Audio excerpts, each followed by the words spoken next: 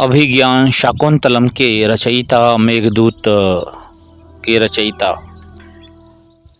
प्रकांड संस्कृत भाषा के विद्वान महाकवि कालिदास को कौन नहीं जानता है। तो एक प्रसंग उन्हीं के विषय में आया है। एक समय की बात है कि एक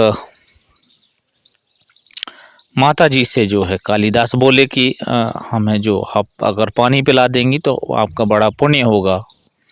तो स्त्री बोली कि बेटा तुम्हें जानती नहीं हूँ, अपना परिचय दो, मैं अवश्य पानी पिला दूंगी। कालिदास ने कहा मैं पथिक हूँ, कृपया पानी पिला दें। स्त्री बोली तुम पथिक कैसे हो सकते हो, पथिक तो केवल दो ही हैं, सूर्य व चंद्रमा जो कभी रुकते नहीं, हमेशा चलते रहते हैं। तुम इनमें से कौन हो, सत्य बताओ। कालिदास ने कहा मैं मेहमान हूँ, कृपया पानी पिला दीजिए। स्त्री बोली तुम मेहमान कैसे हो सकते हो, संसार में दो ही मेहमान हैं, पहला धन और दूसरा यौवन, इन्हें जाने में समय नहीं लगता, सत्य बताओ कौन हो तुम। अब तक के सारे तर्क से पराजित हताश तो हो ही गए थे कालिदास बोले मैं सहनशील हूँ, अब आप पानी पिला दीजिए। स्त्री ने कहा नहीं, सहनशील तो दो ही हैं, पहली धरती जो पापी पुण्यात्मा सबका बोझ सहती है, उसकी छाती चीर कर बीज बो देने से भी अनाज के भंडार भर देती है, और दूसरे पेड़ जिनको पत्थर भी मारो तो मीठे फल देते हैं। तुम सहनशील नहीं हो सकते, सच बताओ कौन हो तुम।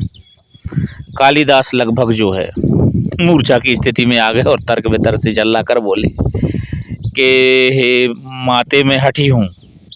स्त्री बोली कि फिर सत्य बोला, हठी तो दो ही है, पहला नख और दूसरे केश है, कितना भी काटो बार बार निकल आते हैं। सत्य कहें ब्राह्मण कौन है आप। पूरी तरह अपमानित और पराजित हो चुके थे।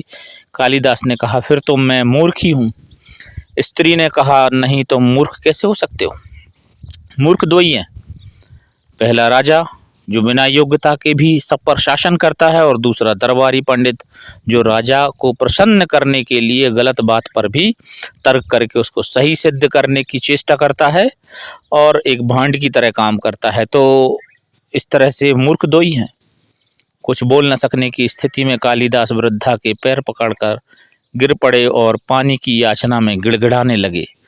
वृद्धा ने कहा उठो वत्स। आवाज़ सुनकर कालिदास ने ऊपर देखा तो साक्षात माता सरस्वती वहाँ खड़ी थी। कालिदास पुनः नतमस्तक हो गए। माता ने कहा शिक्षा के ज्ञान की कोई सीमा नहीं होती पुत्र, शिक्षा से ज्ञान आता है ना कि अहंकार।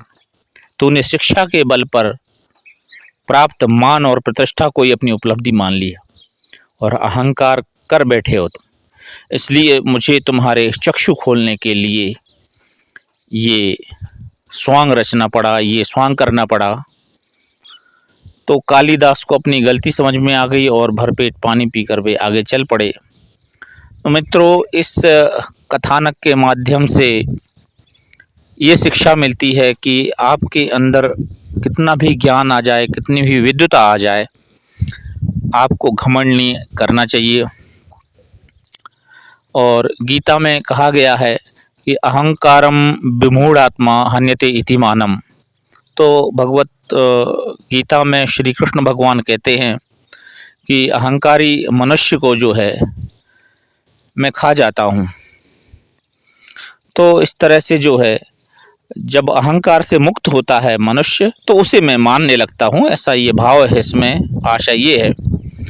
तो दो चीज़ों को कभी व्यर्थ नहीं जाने देना चाहिए, अन्न के कण को और आनंद के क्षण को। तो मित्रों, अगर आपको ये कहानी अच्छी लगी हो, ये कथानक अच्छा लगा हो, तो इस वीडियो को लाइक कीजिए, सब्सक्राइब कीजिए और इस चैनल को शेयर करिए। धन्यवाद।